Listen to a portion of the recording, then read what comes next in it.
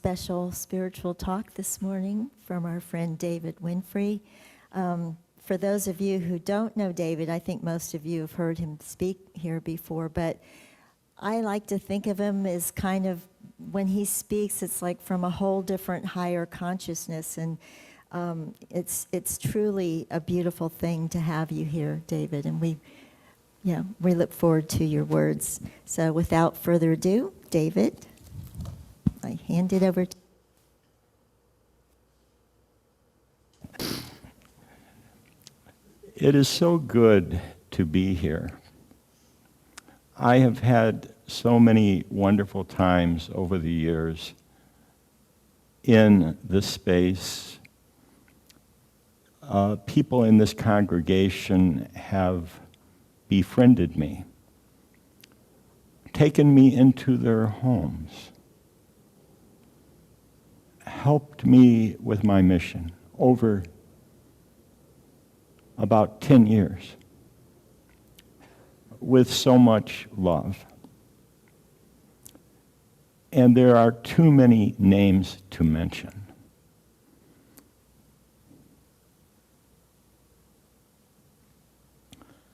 Them all. But I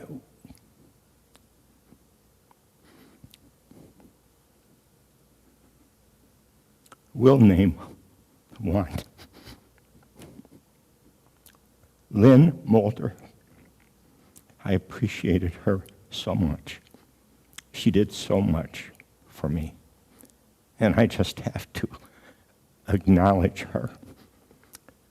Even though she has passed on, I love Lynn. I really love her.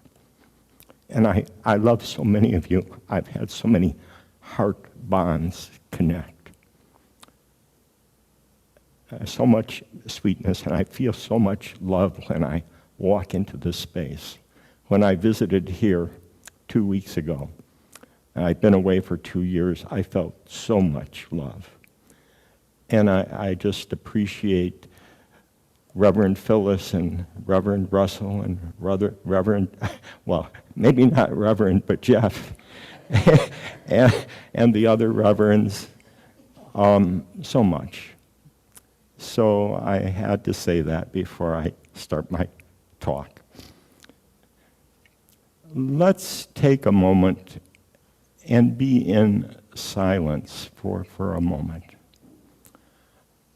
There is nothing more important than connecting with our source.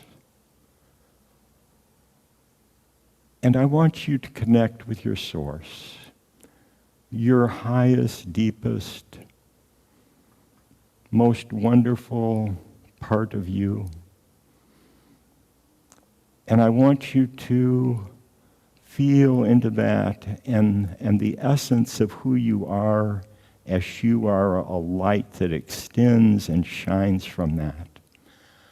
And bring your essence and the vitality of your source into this space and the prayer of your heart. And may that be incorporated into anything and all things that are shared today. May you give it as a gift, and may you receive it back as a gift from the divine.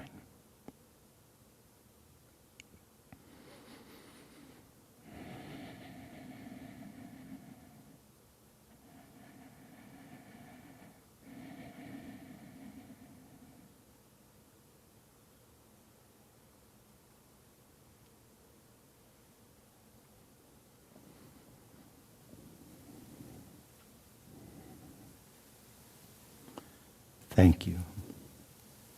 Thank you. When I'm called on to share in front of a group of people, I do not know if it will be a prayer or a meditation or some kind of presentation on some topic. I let something higher determine that. So if there are long pauses, or if there's energy work taking place, be in a receptive mode to whatever's coming through for you. Because I believe that for everyone here on Zoom and in this space, there is a gift that you will receive. Because I have held it in my heart. I have prayed. I have connected with the divine. And I know that there is a gift for you. Some of you know that I have been in a approximately 2-year-long retreat, a spiritual practice, solitude meditation, connection with Source. About 3 or 4 years ago, I was not satisfied with the level of my life or my spiritual service or my connection with the divine. And I would pray and had intense, passionate prayers, asking God to change me, shift me, turn me upside down, inside out, make me a clear vessel for your presence to shine through and touch others and lift them, bless them, pour out your benediction, your gifts to them. And then my life started to change. Things took place in hundreds of miles away. And circumstances arose, and it was important for me to leave Sarasota. And I wound up in a big empty house, beautiful garden, beautiful place. And I had an air mattress and a little card table and a folding chair. And I had days and days, hundreds of days and hours to meditate on the divine. And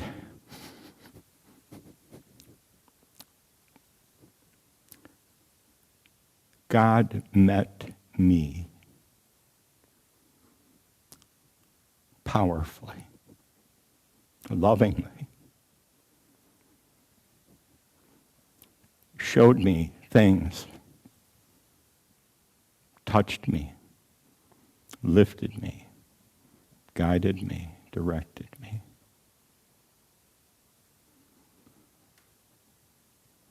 And I felt such love. And it felt like I was in a temple, a holy space. Just as this is a temple, a holy space.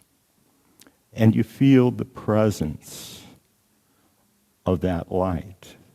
You feel the presence of that light that birthed all of us, birthed this solar system, the earth and the planets and the sun, and poured out the rays of light that we call souls, which come into form over and over and over on a long journey of evolution, spiritual evolution. Sometimes we look around us and we say, what's it all about? Well, we have to have a sense of proportion. This theater of development, this system of development, this playground This little nursery school in the cosmos began about 5 billion years ago as a bunch of dust accumulating in space.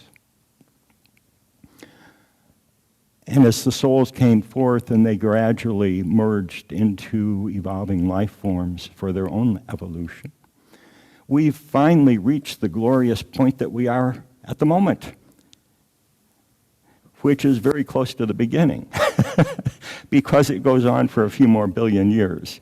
You know, a soul, it's on a long journey, and it has a long education. So we have to have a sense of proportion. When we look around us, in the Hindu cosmology, there's the thought that we are planted like a lotus flower, a beautiful lotus flower, planted in the muck.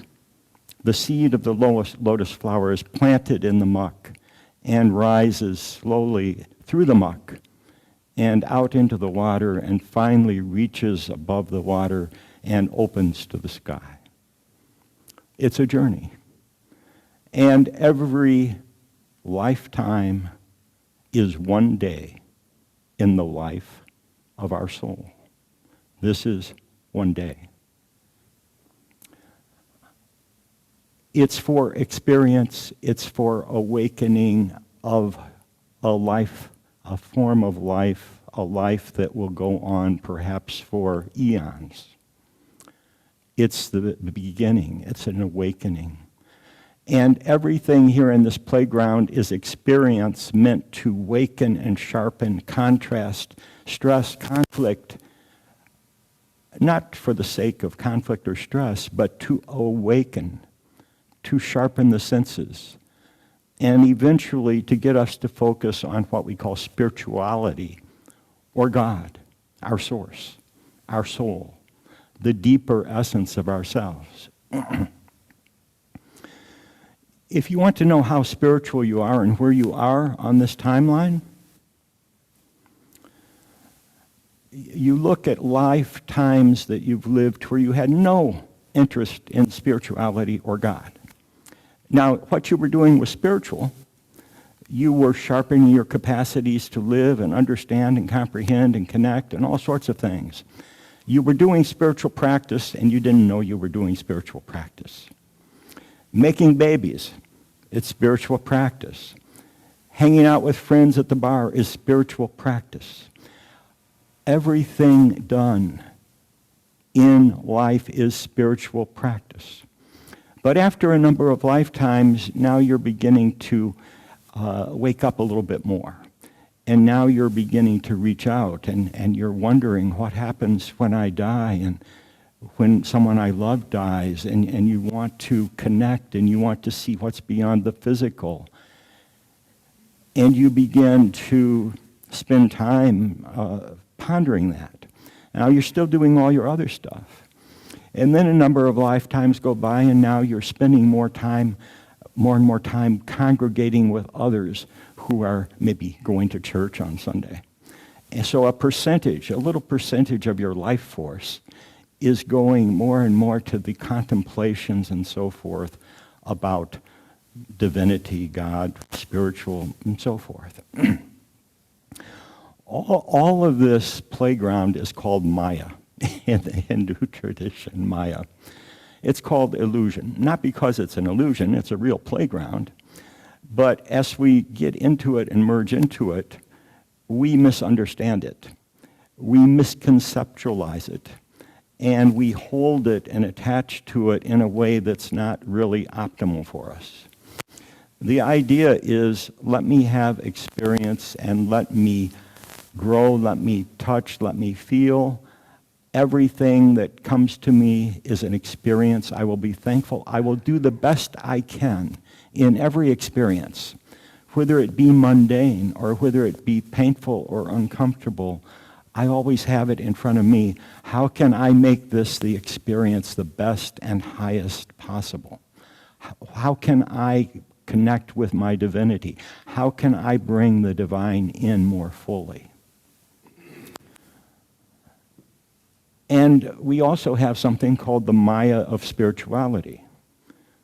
Spiritual people, as they move along the path, they have spiritual Maya, spiritual misconception. They have philosophies, they try this out, they do that, they look at the world, they have super high ideas of how things should be. And they think, oh my, this is awful, this is bad, we got to fix, what are we going to do? God doesn't, God must not know what's going on. This is called Maya. It's spiritual Maya that spiritual people have, not fully comprehending the growth curve and what the purpose is. The purpose is to have experience so that we can awake and become vibrant, expansively conscious spiritual beings who can play with physicality and enjoy it and continue to grow and have more and more experience for eons to come. The goal is to reach the point that we connect with our source, that we connected with a few minutes ago. That, my prayer when I come here, when I go through life, is I want them to meet you. I want them to meet you. I don't want them to meet David Winfree. I don't care about him. May he be so small, take up so little space that what they need is they meet you. If I smile, may it be your smile, your warmth, conveying yourself. If I say a kind word, if I give a hug, may you stand in me and give the hug. May you come to them. May you meet them. When you reach a point on your spiritual journey where that becomes your passion, you want that more than anything, then things begin to change rapidly. And when you reach the point where you don't try to engage the Maya and necessarily fix the Maya and think that you're going to wrestle with the Maya, then what happens is you turn your thought, all 100% of your energy, your focus, your awareness, your consciousness, to your divine source.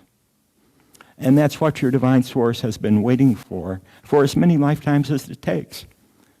We get as many lifetimes as it takes. And then we move from being 3% focused on the divine, or 4, or 5, or 6, or 10, and having most of our real concern and passion for all of the myopic things that are going on around us, and being plugged into that, and this and that, and all the things that are pulling on us, and the attachments and attractions and so forth. If you want to know where you are on your spiritual journey, we've talked about the early part, we've talked about the other part, we're getting more spiritual, and we're getting more spiritual. And we're getting idealistic, and we're having spiritual philosophies, and we're doing things that are consciously spiritual practices. Everything is spiritual practice, but there are conscious spiritual practices. And then you get to the point that all of your energy, all of your thought, all of your consciousness becomes like a laser beam toward God. And you're not focusing out on all the other things. This is what the Buddha was talking about. This is what some of the other saints have talked about. And at that point, the divine says, I see that I can use you as a vessel. I see that I can step into your energy field, and I can give myself through you. I can give myself. I can walk with you. I can teach you.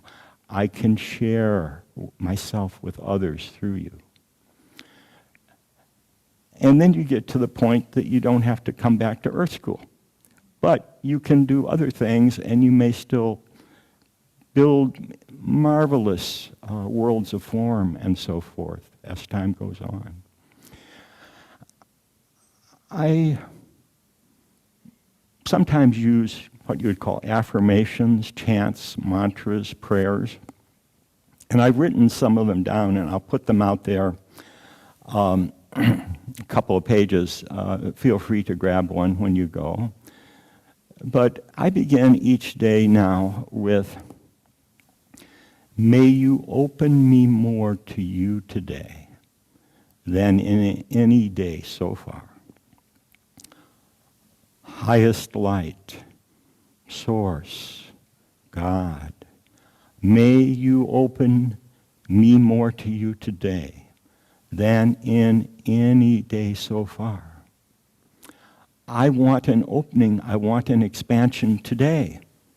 I'm placing an order, I'm asking, and I'm holding an intention to grow, to expand more spiritually today so that at the end of the day, I am more spiritually expanded, my consciousness is more open than in any day so far. Sometimes I do prayers of dedication of my chakras, the crown chakra, this vortex of energy that has to do with connecting with the divine and the unity of all things, the unity of all things. And I say, I offer this capacity, this chakra, this energy field, this vortex to you. May you open it. I open it to you. I offer it in service. May you pour yourself into it. May you drive this vehicle. May you move through me. May you live fully through me. May your effulgence fill the space of my being. And then I do it for the third eye and the throat and the others. And it makes a difference. It's transforming when you give the divine all these aspects of yourself and you say, I want you to drive the vehicle. And I'd like to be the passenger. I'd like to be the passenger. I would love to take my hands off the wheel and let you drive. So I'm sorry that I probably almost reached the end of my time or exceeded it. But I have encountered so many treasures. I've been given so much. The divine at various points has lifted me up out of Maya so that I begin to see what it is like to not be so constrained, so plugged in and believing all of the stories that I've developed over the years to think that there's a creature called David, that this or that. It's like, let it go. Let it flow. Let it go. Let it flow. Let's move. Let's expand.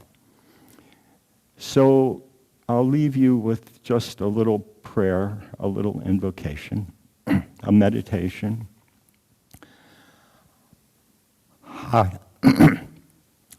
Highest light.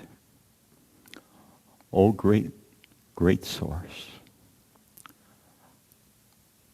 May you pour out. May you encompass. May you infuse this space with yourself. Each one here, in the temple of their body, in the temple of their energy field, their soul. May you step in to the temple. May you step into the temple of this space. May we meet you, and may you bless each one. May you touch each one with an insight, a clearing, a releasing, a freeing. May your energy fill us, bless us, give us freedom to step forward, to let go of what has been impeding us, holding us down. May you help me see you. May you help me feel you. May you help me move forward. May I live each day. May I open to you more each day than ever before. May I be the temple of your presence. May I be the temple. May you be the light. May you be the light of life within the temple. May you inspire me. May you lift me. And may I be of service. May I bring you to others. May I convey you. May I be that which carries you forth. And may you bless and multiply blessings. Blessings upon blessings.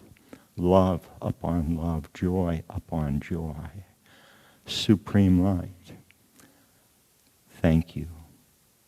Supreme light. Thank you.